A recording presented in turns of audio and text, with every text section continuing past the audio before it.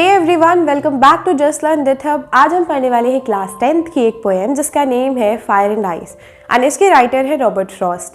तो इस राइम को पढ़ने के बाद आप अपनी रियल लाइफ से रिलेट ज़रूर कर पाओगे, क्योंकि हम इसमें ये जानेंगे कि कैसे जो इमोशंस होते हैं, हमारे खुद के इमोशंस, वो कैसे डेंजरस एंड पावरफुल साबित हो सकते हैं।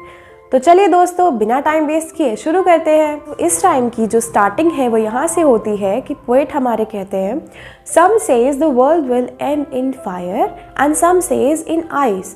मीन्स यहाँ पर जो पोएट है वो हमें ये बता रहे हैं कि जो हमारी पूरी दुनिया है वो कैसे ख़त्म होगी, उसके ख़त्म होने की क्या क्या रीजंस होंगे।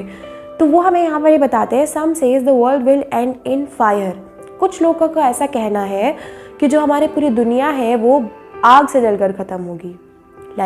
अब आप सोचोगे कि आग से जलकर कैसे ख़त्म हो सकती है भला, इसका क्या रीज़न हुआ। तो जो यहाँ पर आग और बर्फ़ की उन्होंने बात की है, वो उन्होंने किसी रियलिस्टिक आग और बर्फ़ की बात ना करके ह्यूमन इमोशंस की बात की है। वो यहाँ पर ये बताते हैं कि the world will end in fire का मतलब ये होता है, जो फायर है उन्होंने उसको सिम्बलाइज़ किया है गुस्से से, हेट्रेड से और बहुत ज़्यादा ग्रीड से, डिज़ायर से। जो इंसान का गुस्सा है वो अपना गुस्सा बिल्कुल भी नहीं कंट्रोल कर पाता, और जो डिज़ायर्स हैं, इंसान के डिज़ायर्स बढ़ते जा रहे हैं, लेकिन उसका काम करने का तरीका और काम करने की जो मेहनत है, कंसिस्टेंसी है, वो धीरे धीरे ख़त्म हो रही है। और उन्होंने यहाँ पर ये भी बताया है कि जो डिज़ायर्स हैं वो जब बढ़ती हैं तो आपका हार्ड वर्क भी बढ़ना चाहिए, बट इंसान का हार्ड वर्क तो नहीं बढ़ रहा, बट डिज़ायर्स बढ़ रहे हैं। इंसान के अंदर ग्रीड बढ़ रही है। अगर वो थोड़े पैसे चाहता है तो वो और पैसे चाहता है, बट वो उसको कमाने के अच्छे तरीके ना ढूंढकर गलत रास्तों पर चल के कमाता है। तो यहाँ पे उन्होंने जो फायर है उसको किस तरीके से सिंबलाइज किया है वो आप समझ चुके होंगे। तो नेक्स्ट लाइन में है, some says the world will end with ice also. तो यहाँ पे उन्होंने जो आइस है उसको किस चीज़ से डिफाइन किया है, हेट्रेड से, कोल्ड बिहेवियर से, इनसेंसिटिविटी से। कोल्ड बिहेवियर मीन्स किसी इंसान का गुस्सा हो जाना एक डिफरेंट थिंग होती है। Cold behaviour means someone is an attitude, कोई बहुत एटीट्यूड में है, कोई बहुत इगोइस्टिक है, कोई किसी को कुछ समझता नहीं है, वो अपने आप को फर्स्ट टेस्ट मानता है कि हाँ वो सबसे बेस्ट है। और जो इंसान का ओवर कॉन्फिडेंस है उसको यहाँ पर उन्होंने आइस से रिलेट किया है। तो जो हमारी नेक्स्ट लाइन है उसमें पोएट कहते हैं, from what I have tested of desire I hold with those who favour fire. Means यहाँ पे जो पोएट है वो ये हमें एक्सप्लेन कर रहे हैं, वो खुद का एक्सपीरियंस बता रहे हैं कि जब उनकी क्रेविंग्स बढ़ी थी तो उन्होंने भी ये चीज़ फील की थी कि जो डिज़ायर्स हैं वो इंसान के किस तरीके से बढ़ सकते हैं, और वो इसी वजह से उन लोगों के साथ ज़्यादा फेवर करेंगे जिनका मानना ये है कि हमारी दुनिया फायर से ख़त्म होने वाली है।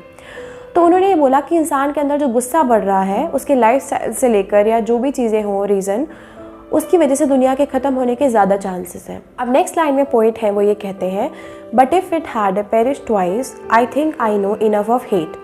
मीन्स अब यहाँ पर जो सिचुएशन है वो एक हाइपोथेटिकल सिचुएशन में कन्वर्ट हो चुकी है।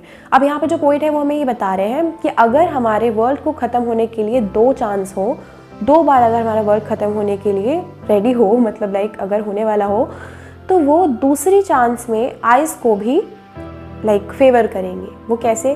क्योंकि वो ये कहते हैं कि उन्होंने हेट को भी बहुत ज़्यादा अच्छे लेवल पर देखा हुआ है। वो काफ़ी ज़्यादा वाकिफ़ हैं हेट से भी, कि लोगों के अंदर कितनी ज़्यादा नफ़रत भरी हुई है, वो किस तरीके से उस चीज़ को नरेट कर रहे हैं कि वो नेक्स्ट टाइम जो है वो आइस के साथ भी उतना ही ज़्यादा फेवर करेंगे जितना उन्होंने फर्स्ट टाइम फायर के साथ किया था। सो नेक्स्ट लाइन में पोएट हमें ये बता रहे हैं, to say that for the destruction of ice is also great and would suffice. Means जो पोएट है वो हमें ये बता रहे हैं कि जो आइस है वो भी हमारे लिए इनफ होगी, सफिशेंट होगी इस पूरे वर्ल्ड को ख़त्म करने के लिए। उसके अंदर भी उतनी ही ताकत है जितनी कि फायर के अंदर है, क्योंकि हेट्रेड इंसान के अंदर बहुत ज़्यादा प्रॉब्लमेटिक थिंग होती है। अगर आप किसी से हेट्रेड मीन्स आप किसी से नफरत करते हो तो वो आप ही के लिए प्रॉब्लमेटिक है और आपको वो फ्यूचर में काफ़ी बैड रिजल्ट्स देती है। तो यहाँ पर जो पोएट है वो हमें वार्न कर रहे हैं फायर एंड आइस का एग्जाम्पल लेकर और उनको रियल लाइफ बेस्ड थिंग्स पर रिलेट करके, और वो हमें ये वार्न करते हैं कि ह्यूमंस के जो इमोशंस होते हैं वो सबसे पावरफुल एंड बहुत ही डेंजरस थिंग्स और बहुत डेंजरस फोर्सेस होते हैं। तो हमें अपने इमोशंस को बहुत अच्छे से कंट्रोल करके उनको बैलेंस रखना चाहिए। तो आज का वीडियो यहीं पर ख़त्म होता है। If you like the explanation of this chapter, please like, comment, subscribe and share, and we will meet in the next video. तब तक के लिए bye bye and stay tuned.